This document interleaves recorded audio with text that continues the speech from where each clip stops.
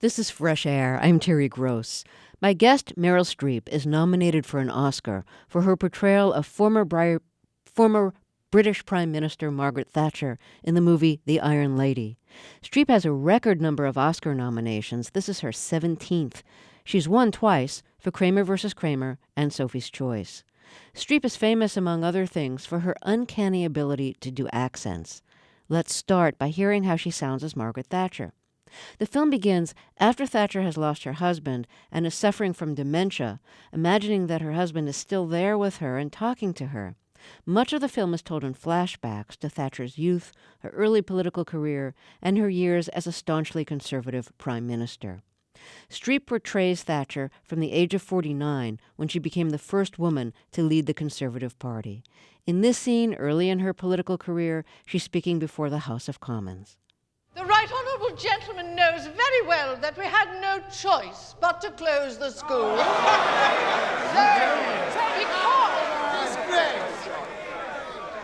Because his union paymasters have called a strike deliberately to cripple our economy.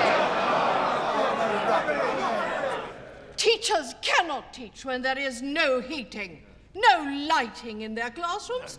And I ask the right honourable gentleman, whose fault is that? Your hypocrisy. Methinks the right honourable lady doth screech too much. And if she wants us to take her seriously, she must learn to calm down. If the right honourable gentleman could perhaps attend more closely to what I am saying, rather than how I am saying it, he may receive a valuable education in spite of himself. Margaret Thatcher later took voice lessons from a drama coach to help her sound more authoritative. Here's Streep as Thatcher after those lessons, addressing Parliament about the war in the Falklands.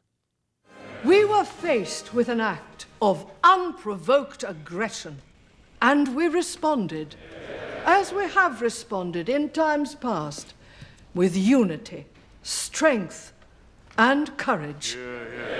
Sure in the knowledge that though much is sacrificed, in the end, right will prevail over wrong. Meryl Streep, welcome to Fresh Air. Thank you so much for being here. And congratulations on your Golden Globe and your Oscar nomination. Thank you very much for having me, Terry. I'm a huge fan. Oh, wow. Thank you. So we just heard you before and after Margaret Thatcher has voice lessons to teach her authority and power so that she can speak more powerfully to the Parliament. Did she really have that kind of vocal training?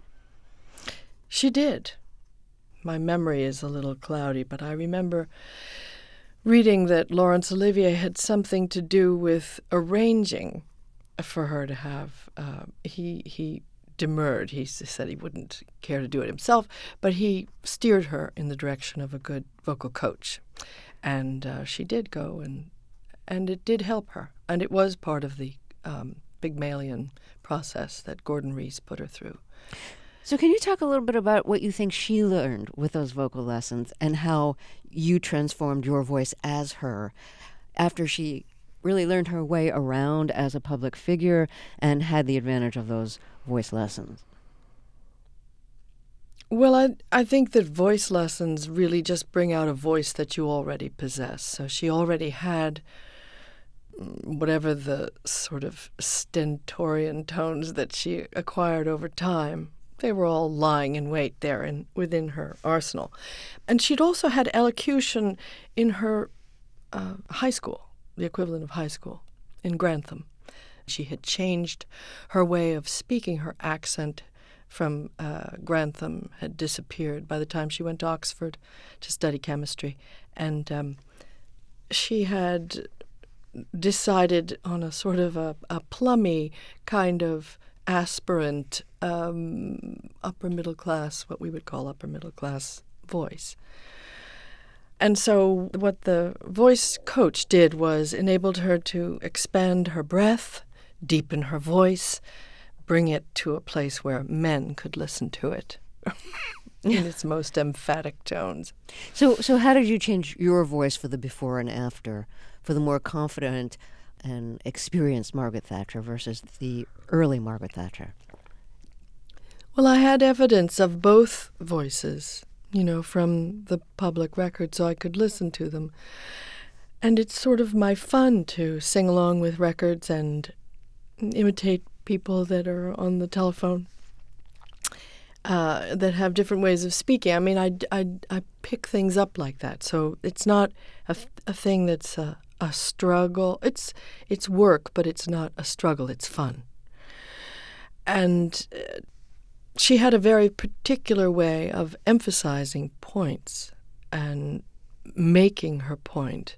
And that had to do with bringing out a word that you didn't normally think was the most important word in the sentence. Do you know what I mean? Yes. And she also had a sort of a way, like a railroad train, of taking a breath and starting quite quietly and making a point in a way that you don't really know that this point is going to be made through several examples, and there will not be a break in the speaking voice at any point. And if you think you're going to interrupt, you're really not going to have the opportunity, because she's just got capacity. It's just really stunning as I looked at interviews.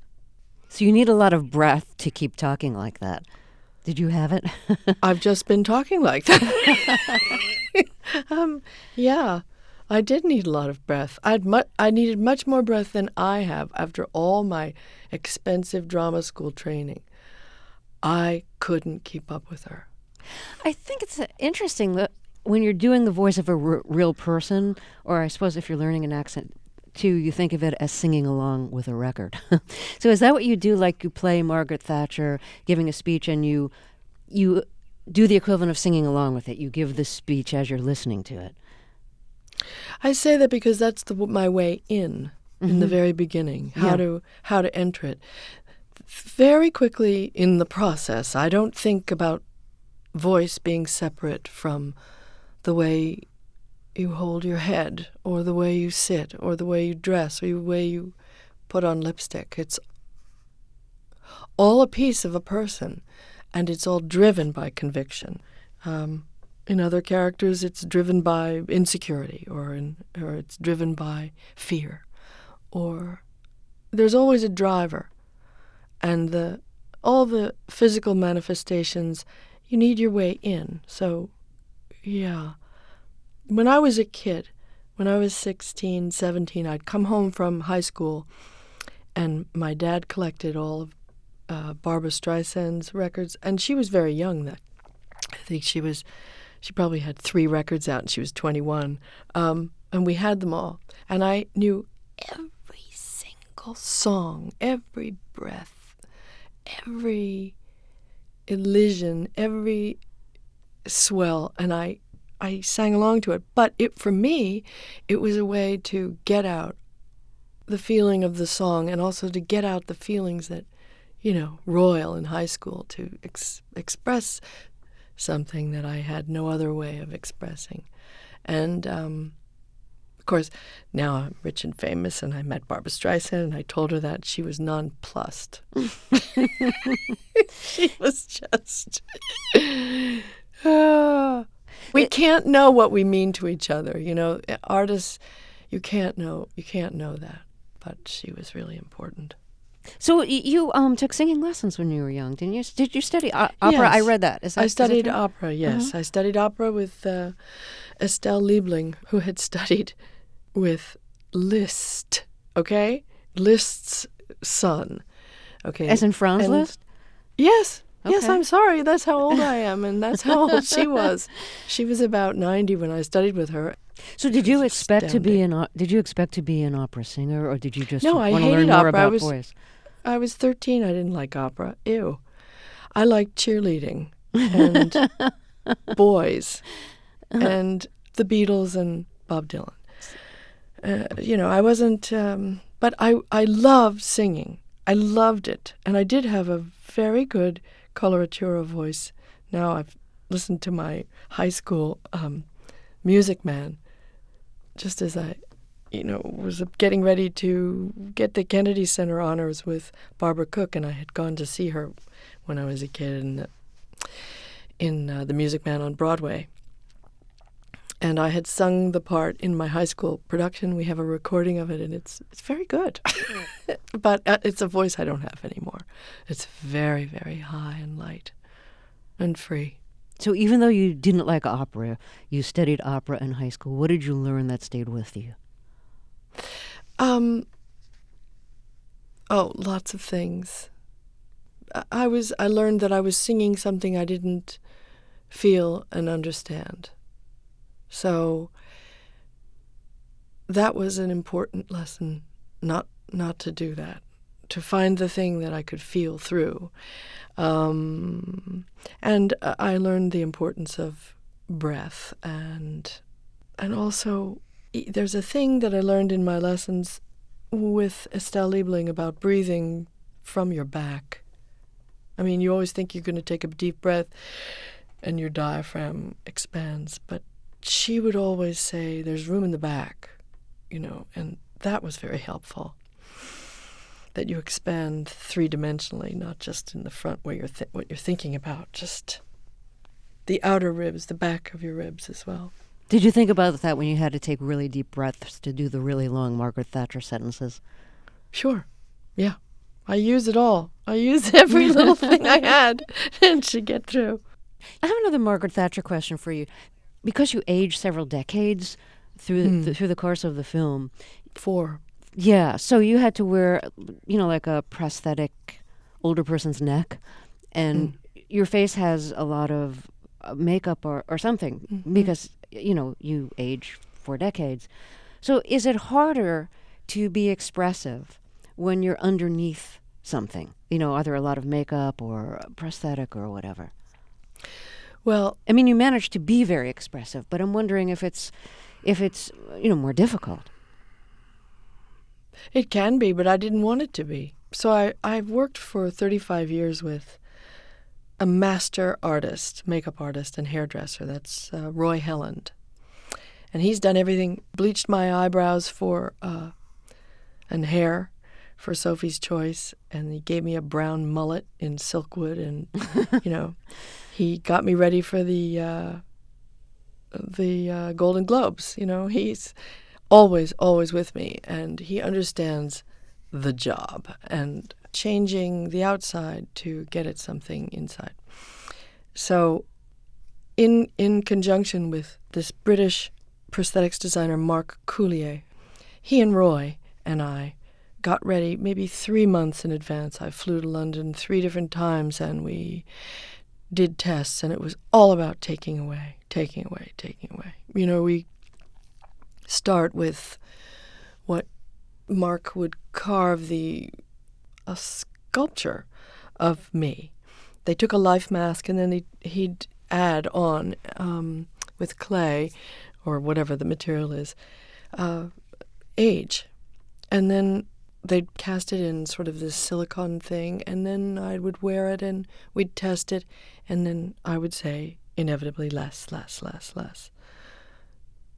So it's kind of remarkable how little I really am wearing. You don't know that. But the things that I'm wearing, it's minimal.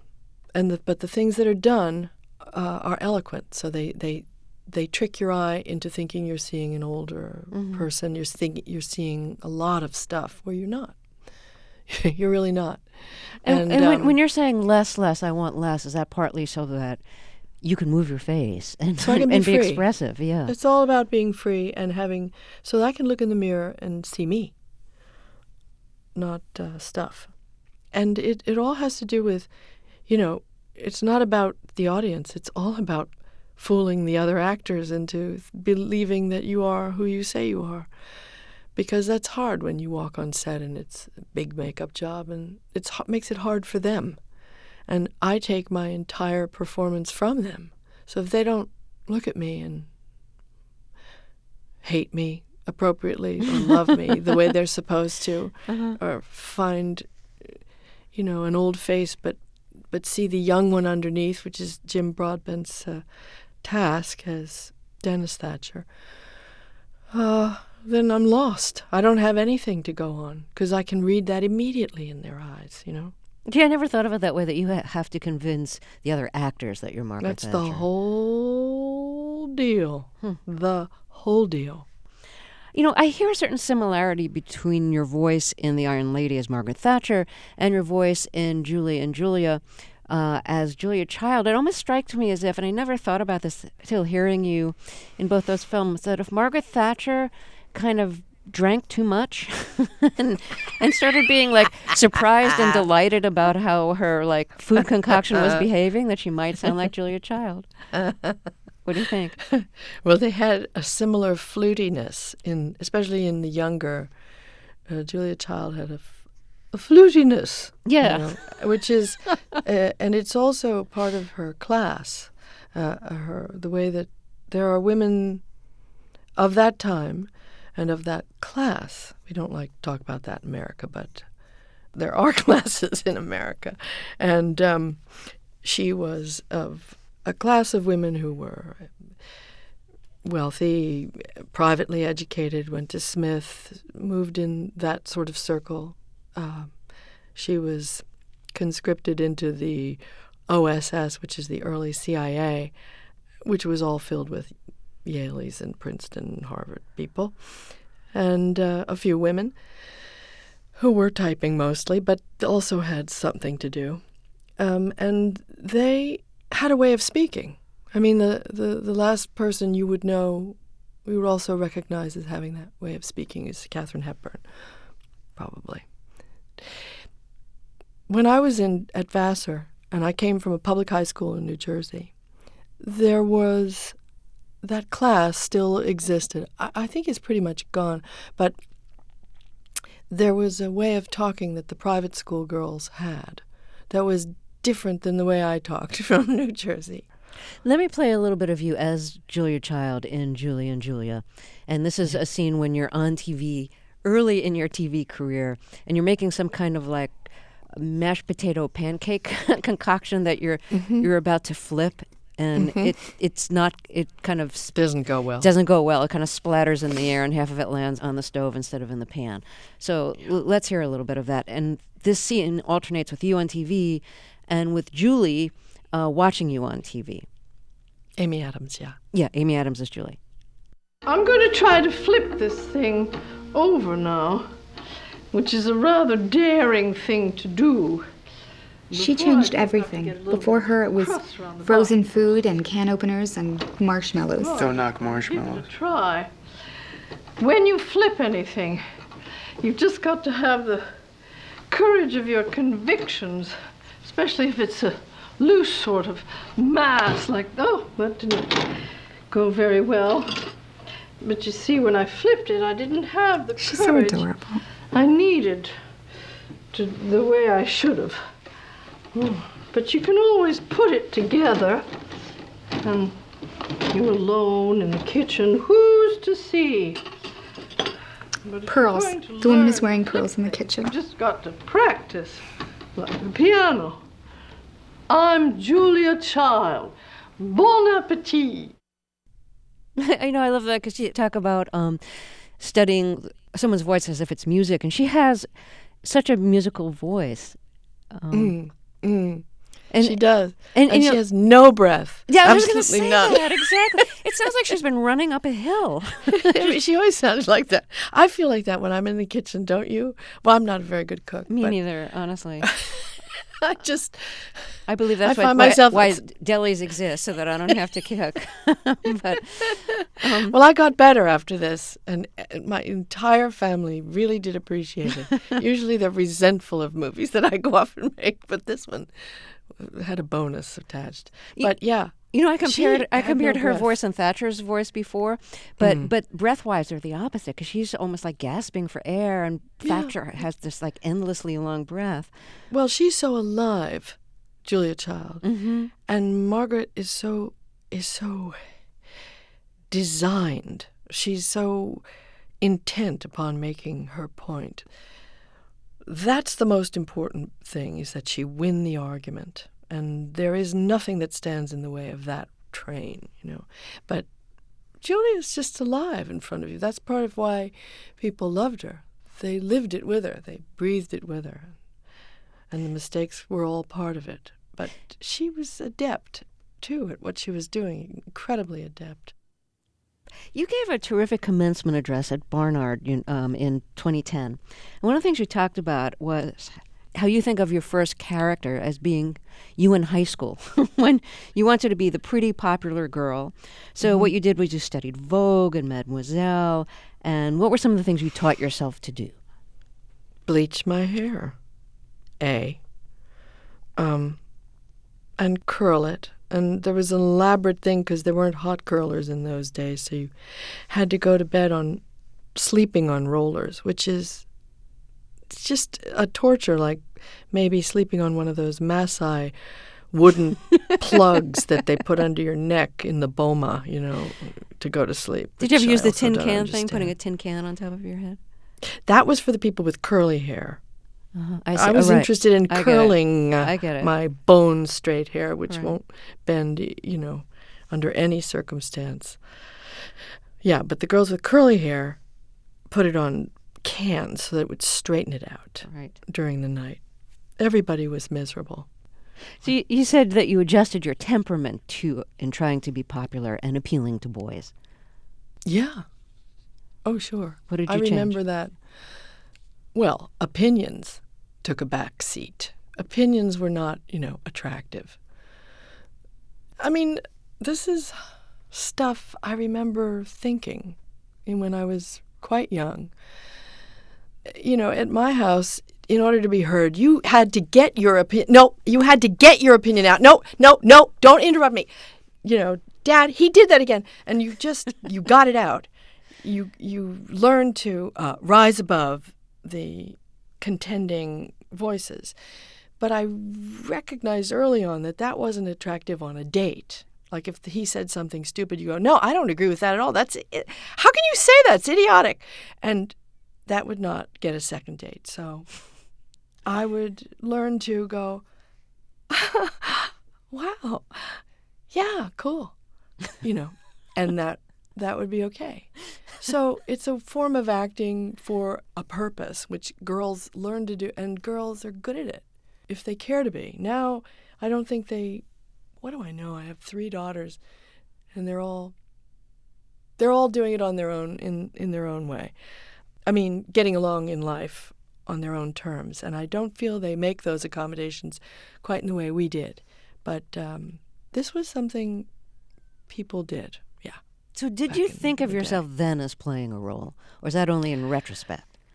I wasn't thinking about playing a role at all. I was thinking about getting along, getting ahead.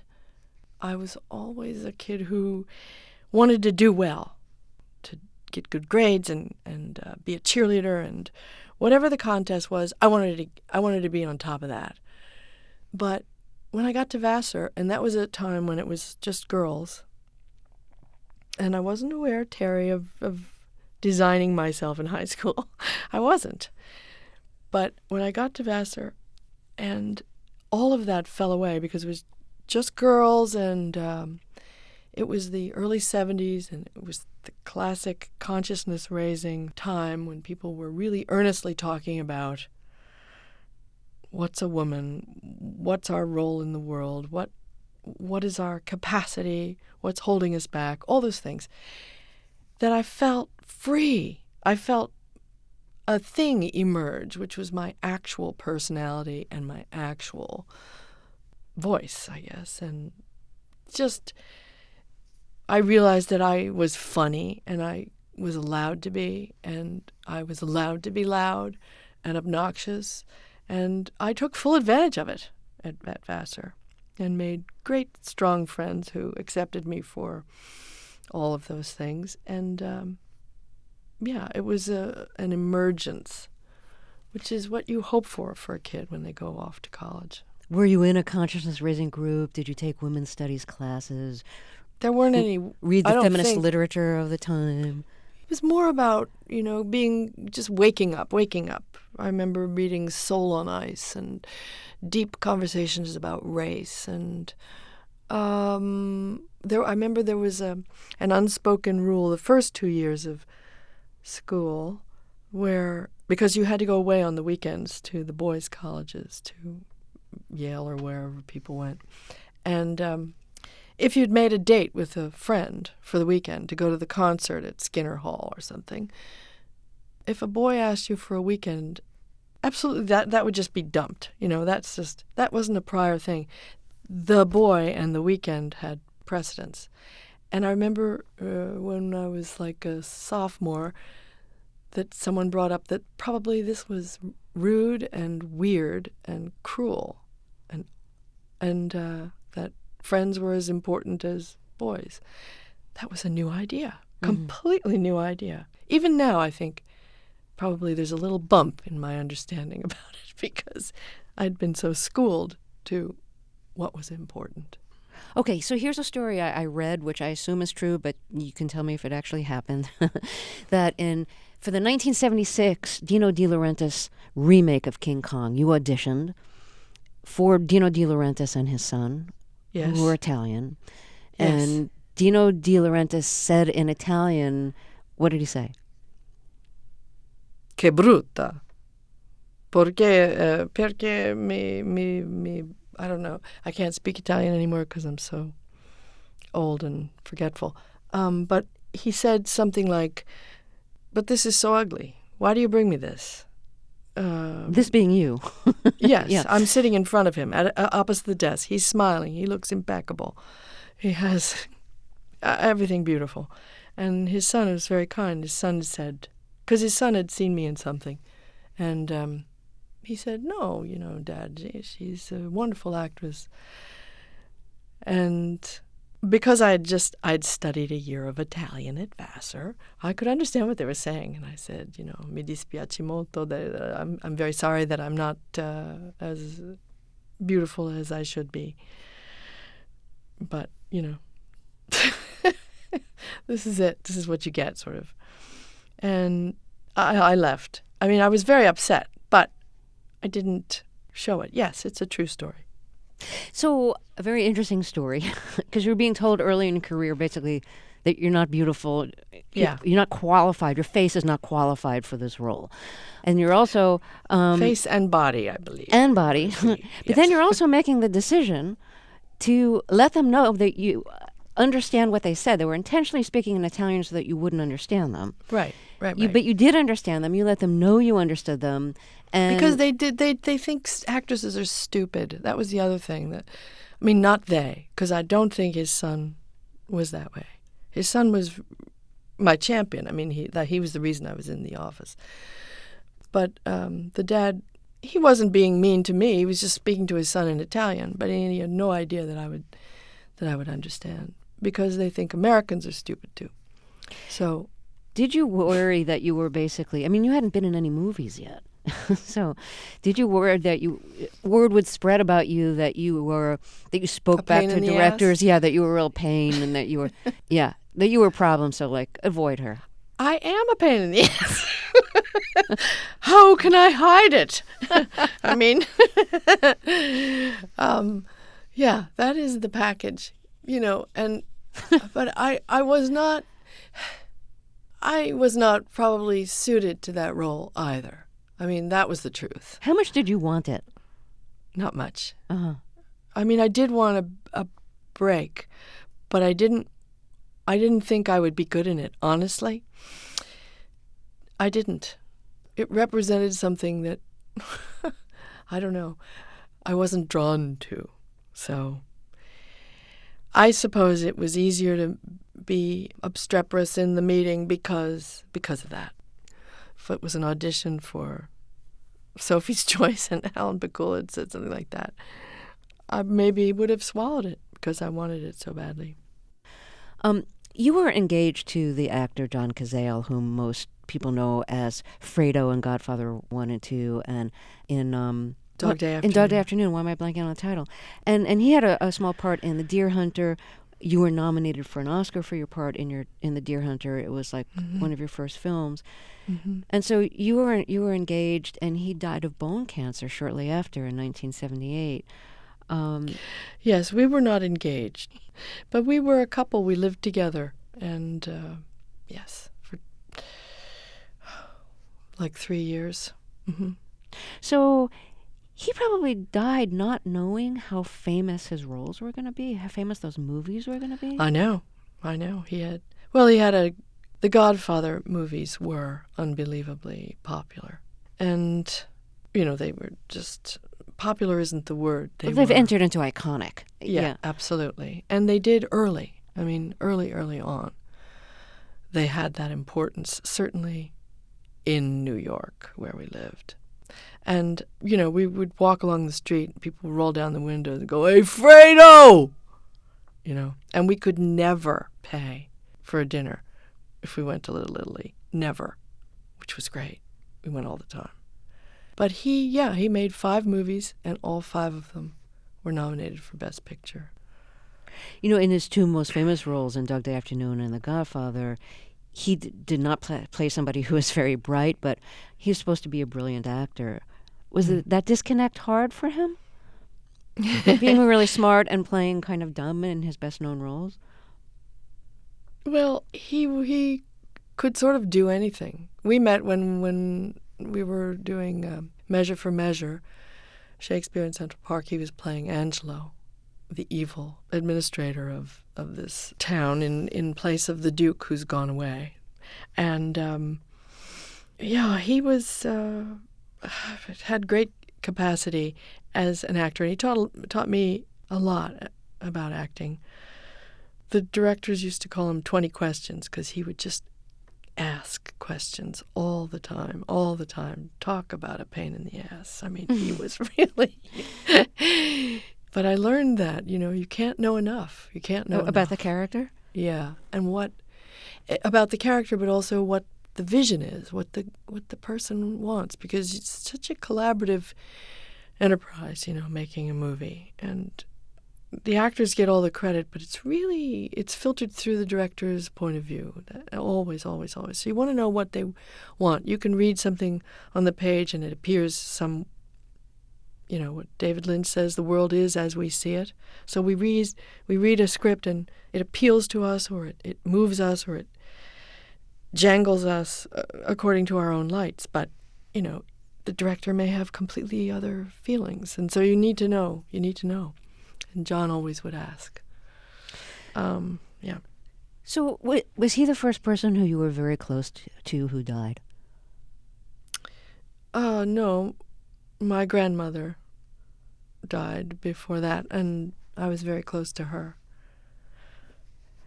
You mean of my contemporaries? Yeah, sure. Yeah. Yeah. Yeah. Mm-hmm. Yes. And you probably took care of him toward the end. Yes, I did. Were you transformed by that experience, by losing him and by watching him suffer and caring for him as he did?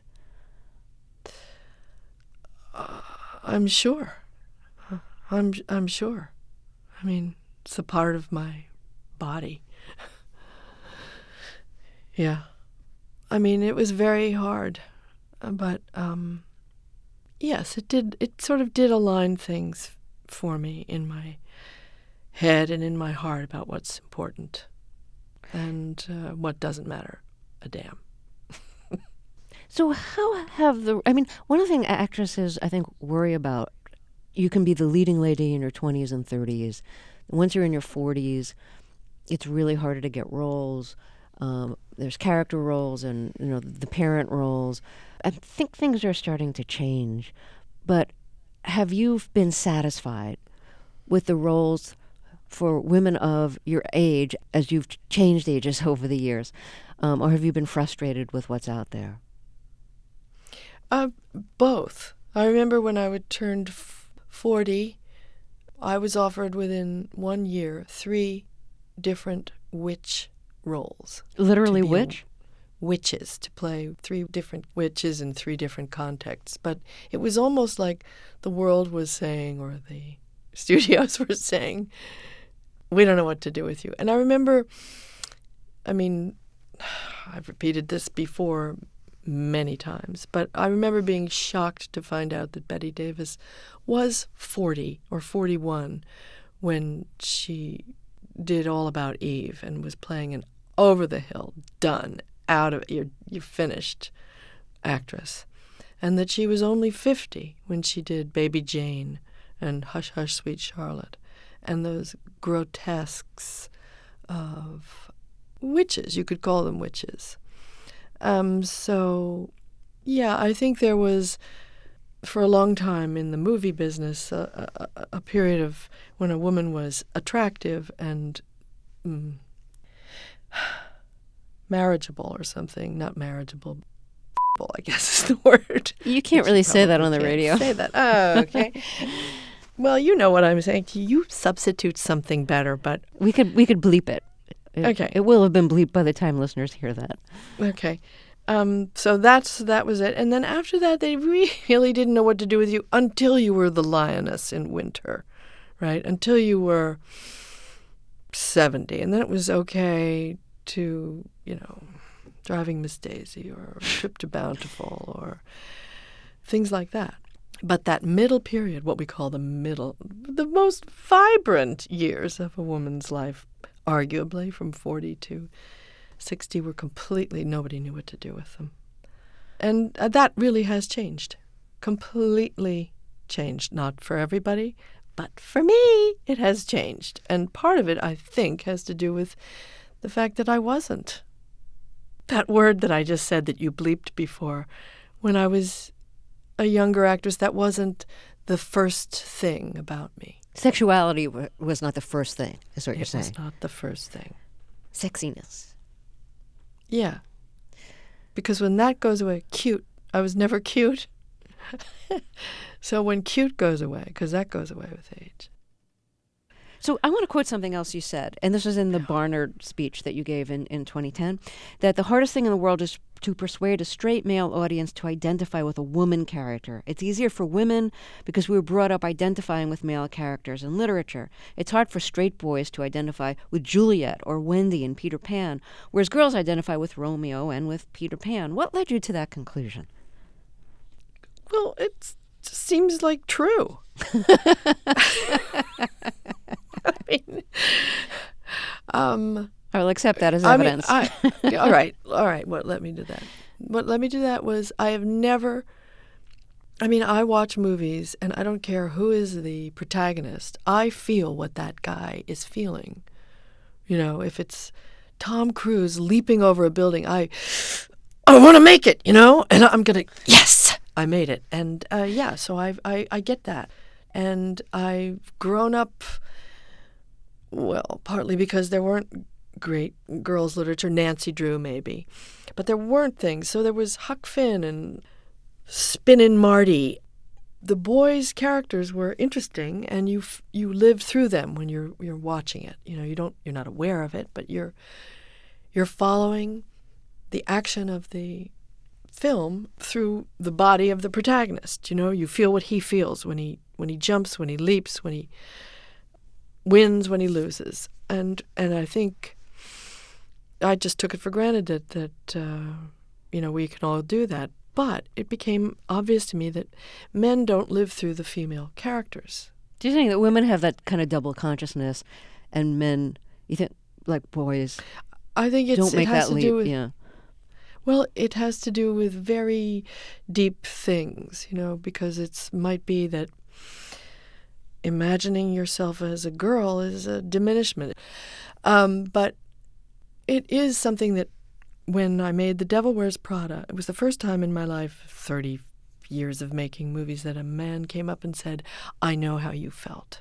I know how you felt. I have a job like that. It's People the don't first understand. time? First time.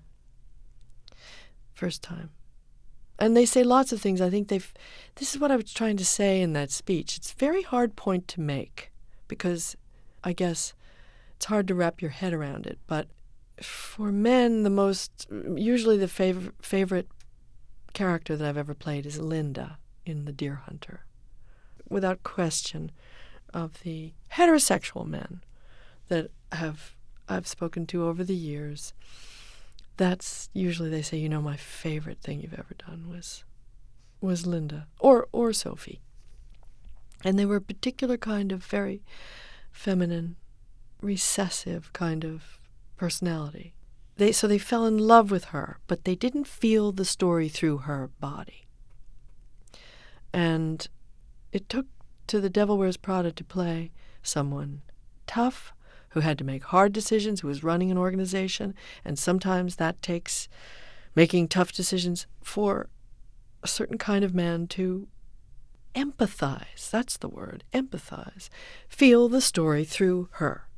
And that's the first time anybody has ever said that they felt that way. That's really interesting. Yeah, what do women tell you their favorite role is? Oh, they love everything. Okay. Okay? They really do. I mean, it's a range of stuff. But I don't know. I really think there's a difference between how men, critics, see things than how women tend to. And I don't want to make that, it's not a generality, and I don't want to say that, but I just feel, I know I do the same thing. There are certain things that I just am not that interested in, certain kinds of films. I just don't enter them. I just don't enter the world, So do you like seeing yourself on screen, or is that an uncomfortable experience? I don't dislike it. I don't, pop in the CD, the DVD. Let's look at that again. Yeah. But I do think when, sometimes scrolling through the TV and there's something on and I look at it and I think, oh my God, I thought I was fat? What is my problem? When I was younger, I spent way too much time thinking about that. So stupid. Well, Meryl Streep, I really regret that we're out of time. It's been great to talk with you. Thank you so much for being on our show. Thanks, Terry. I enjoyed it. Meryl Streep is nominated for an Oscar for her portrayal of Margaret Thatcher in the film The Iron Lady.